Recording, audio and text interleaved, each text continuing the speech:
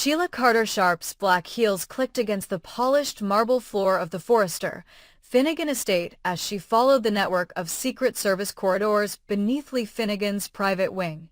Her eyes alight with the feral excitement of a detective who has finally cornered her prey. With every stride, her confidence swelled. For she carried in her gloved hand the key to unraveling not only Luna Nozawa's fate, but to shattering Dr. Finnegan's carefully constructed reputation. She had traced the missing medical file labeled Patient X through a labyrinth of doctored digital archives, cross-referenced surveillance logs, and bribed a low-level technician whose gratitude she purchased with a single poker chip's worth of information on Forrester fashion deals. Now, at the iron-wrought door hidden beneath the cream-colored staircase leading to Lee's private laboratory, she paused to savor the moment, the final barrier between her and the truth. No security camera hovered here, no retina scanner blocked her way. Lee had underestimated her, or rather, he had refused to believe that Sheila Carter Sharp, ex, protector of presumed dead children, could outwit the man whose life's work was healing and saving. Sheila brushed a stray lock of chestnut hair from her face, took a measured breath, and inserted the key he had left carelessly taped under his desk when he believed nobody would ever seek it. The lock clicked with a softness that reverberated like a gunshot in her mind, and the heavy steel door swung inward to reveal the hushed, clinical glow of a subterranean sanctuary where tufted stools hovered over gleaming metal tables, and thermos flasks of forgotten coffee collected dust beside rows of sealed petri dishes. At first glance, nothing of interest, no Luna, no file. Only the instruments of genetic research and the hush of refrigeration units. Sheila's pulse quickened as she swept her gaze across the pale walls until her eyes alighted on a small, frosted glass chamber at the room's far end, its door emblazoned with the biohazard insignia and the single word, dormant. Beneath it, a keypad glowed invitingly, beckoning her to discover what Lee had tried so desperately to conceal. She crossed the lab in long strides, planted her palm on the keypad, and waited for the system's biometric authentication to register her presence. A surge of defiance coursed through her when, instead of a lockout warning, the screen flickered green. Lee Finnegan's negligence had unlocked the truth for her. With a single twist of the handle, the chamber's door hissed open, and Sheila peered inside, her eyes widening as the fluorescent light revealed a series of cryogenic pods, each precisely labeled, each holding the possibility of secrets no obituary had ever dared to mention. And there, in the second pod, numbered 87, lay the body clad in a hospital gown, the face oddly serene, as though life had only paused for a moment rather than concluded in a conclusive end. Sheila pressed a gloved finger to the glass, her breath fogging the surface, as a thought crystallized in her mind. Luna Nozawa was not dead. Every denial, every falsified certificate, every tear Dr. Finnegan had shed before the cameras had been a lie, or at best, a half-truth. She turned on her heel, her resolve hardening into a blade. She would force Lee to explain himself, to open this chamber's contents to her scrutiny. If he refused, if he dared to keep her from visiting Luna's body face to face, she would broadcast to the world the damning footage she had already secured, clandestine cameras in Lee's office, showing him swapping the genuine death certificate for a counterfeit, redirecting medical records, wiping Luna's file from the National Registry. Sheila's voice, low and icy, filled the lab as she backed toward the keypad's override panel. "Lee," she called, each syllable a promise of retribution. "You will let me in. Right now." Footsteps echoed on the concrete above as Lee Finnegan rushed down from the operating theater, his white coat flapping behind him like a wounded banner. Sheila's lips curved into a triumphalist smile as he emerged, panic etched across his face, his eyes darting from the open pod to the keycard in her gloved hand. "You insolent woman," he hissed, his professional composure splintering into desperation. You have no right— Oh, but I do, Sheila interrupted, flicking on the hidden recorder in her palm. I hold the truth of Luna's existence in my hands, and if you won't give me access to your precious basement lab, I will release to the press the video of you doctoring her death certificate, canceling her identity, erasing her from the system. Do you think CBS or Paramount Plus will spare you when they learn you lied about your own patient's fate? Lee's jaw clenched. He advanced, but Sheila's eyes blazed with the unshakable certainty of a woman who knows she has the upper hand. You will open that chamber and let me touch her, the Luna you claim is dead, or I will destroy your career, your freedom, and everything you've built. A moment's stillness stretched between them like a snap wire. Lee's shoulders slumped as the fight drained from his eyes. He realized the myriad scandals that lay at his doorstep if Sheila released her evidence. With a single, trembling gesture, he strode to the keypad, entered the override code Sheila had extracted from his computer while he slept off his anxieties, and the chamber door popped open. Sheila slid inside, her heart pounding as she brushed aside the frost and pressed her face to the pod, staring at Luna's still form as though seeking a pulse beneath her eyelids. Lee watched, mouth agape, as Sheila removed a small mirror and pressed it against the chamber's inner seal. When the mist from her breath clouded the glass, she whispered, "You owe her the truth, and so does the world."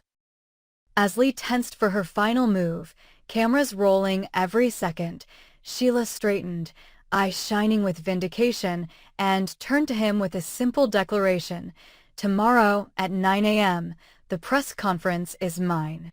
I'll have before and after footage, medical records, and the world's leading geneticist to confirm Luna's survival and your deception. You think you can stop me? Think again." With that, she pocketed her recorder, snapped the chamber door shut, and disappeared up the stairs, leaving Lee Finnegan in the sterile blue glow of his clandestine lab, his career, and the life he had so meticulously curated, dangling by the flicker of a single video file in Sheila Carter Sharp's hands. As dawn broke over Los Angeles, the storm Sheila Carter Sharp had summoned hovered on the horizon, its dark edges etched with electric anticipation as the Forester, Finnegan estate braced for the reckoning to come. News vans and camera crews from every network clustered on the manicured lawn outside Lee Finnegan's private wing, their satellite dishes stretching toward the sky like antennae hungry for the signal that would irreversibly shatter one of the industry's most tightly held secrets. Inside the marble foyer, Lee stood before the mirrored doors of his secret laboratory, shoulders hunched beneath the weight of betrayal and dread, as Eric and Donna Logan arrived side by side, their expressions etched with equal measures of shock and parental protectiveness at the prospect of Luna's name, long pronounced dead, being dragged back into the glare of public scrutiny. Taylor Hayes hovered at Ridge's side, offering silent support to both families, while Ridge himself paced the corridor, fingering the scar on his wrist, a reminder of the pyrotechnic blast that had upended their lives, and wondering how he could ever reclaim the confidence of a world now intent on questioning his own judgment. Moments later, the heavy oak doors swung open and Sheila emerged, radiant in a tailored pantsuit as dark as her intentions, her gloved hand raised to forestall questions until she had the stage precisely to herself. A hush fell over the assembled crowd as she strode toward the podium erected on the circular drive, a single microphone awaiting her verdict. She paused, regarding the sea of lenses with a predator's calm, then tapped the mic and let her smile sharpen into a blade. "Good morning," she began, her voice carrying across every square inch of the lawn. "My name is Sheila Carter Sharp, and today I stand before you not as an accuser, but as a witness to a lie so profound that its echoes have robbed a young woman of her rightful future." Behind her, hidden on an elevated projector screen, flickered the first images. Grainy security video still showing Lee Finnegan's office at odd hours, the furtive substitution of one document for another, the hand signing Luna's death certificate with a pen that registered no prints but left an indelible stain on truth itself. A collective gasp rippled through the crowd. These images, Sheila continued, are only the beginning. With a fluid gesture, she toggled the slideshow to reveal medical records stamped Patient X, then the dark glass cryopod etched simply dormant, now unveiled as the vessel in which the living body of Luna Nozawa awaited resurrection. This woman, Sheila intoned, was declared dead. Her family grieved. The world mourned. But she never left us. She was hidden, frozen in time, her existence erased by the man who vowed to heal her. Cheers and jeers collided in the press circle, some cameras swiveling to Lee's trembling form, others to Eric's clenched jaw as he swept a protective arm around Donna. Ridge closed his eyes against the betrayal. Taylor's hand found his. At Sheila's command, aides wheeled out an insulated transport case, from which she extracted the small control tablet used to open the cryogenic pod. I invited Dr. Finnegan to accompany me, she said, her tone deceptively courteous, but when he refused, fearing for his reputation more than for his patient's well-being, I took matters into my own hands. With another click, the casing hissed open, and a technician revealed the pod's interior. Murmurs rose as the crowd glimpsed the familiar hospital gown and the faint outline of Luna's form, preserved as though she'd been placed there only hours ago. Sheila turned to Lee, her eyes glittering. Now, Doctor, will you do what is right and revive Luna before these witnesses, or shall I release to the networks the full footage of your deception, your cold-blooded decision to kill the hope of a family? Lee's trembling hands pressed against his lab coat as he advanced to the podium. His voice, normally so steady, cracked with remorse and urgency as he confessed. First to the falsified death certificate, then to the deeper fraud of concealing Luna's continued survival in a frozen stasis he insisted was intended only until an irreversible immune response could be cured. He begged forgiveness from Brooke and the Logans, from Ridge and Taylor, from Eric and Donna, from the public whose trust he had shattered. Please, he concluded, tears shining on his cheeks, let me show you that she lives. A hush descended as he stepped aside to allow technicians to enact the revival protocol, the slow infusion of warmed saline, the hum of defrosting coils, the priming of life support systems that had waited in silent readiness. Brooke, summoned by emergency call, arrived in a runway-ready gown spattered with early morning dew, her face a mask of anguish and hope. She leaned over the glass as the thawing began, every breath she had held for weeks now released in one shuddering exhalation. Ridge circled behind her, his hand on her shoulder, while Nick, returned from recovery after his own near-fatal wounds, stood at her other side, both men offering silent solidarity in this moment of precarious possibility. As the pod's frost dissipated like tears on a windowpane, the chamber's door eased open, revealing Luna still pale, but unmistakably alive, her eyelids flickering as she tasted the warmth of the world she had been denied. A collective gasp erupted into a wave of relief and jubilation. Brooke pressed a hand to her heart, her tears falling freely as she understood the full magnitude of Lee's redemption and Sheila's ruthless quest for truth. Nick dropped to one knee beside her, offering the diamond ring he had once planned to present on a yacht. And Brooke, at last free to embrace the truth, slid the ring onto his finger with a joyful certainty that neither Ridge's steady presence nor Nick's impassioned devotion could ever be measured against the miracle unfolding before them.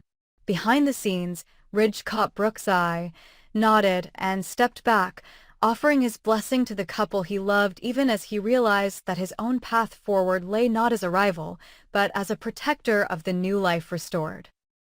Sheila's vindication shone in her smile as she watched the family unite around Luna's warming form, thinking perhaps she had done a service greater than any she had ever imagined, though as cameras whirred and reporters clamored for quotes, she all but vanished into the waiting shadows, already plotting her next move in a world where truth and vengeance were twin blades she wielded with lethal precision. And thus, The Forester, Finnegan's saga surged ahead, reborn in frost and fire, love and betrayal, as the lines between hero and villain blurred once more in the relentless pursuit of passion, power, and the ultimate secret hidden beneath the surface of every life.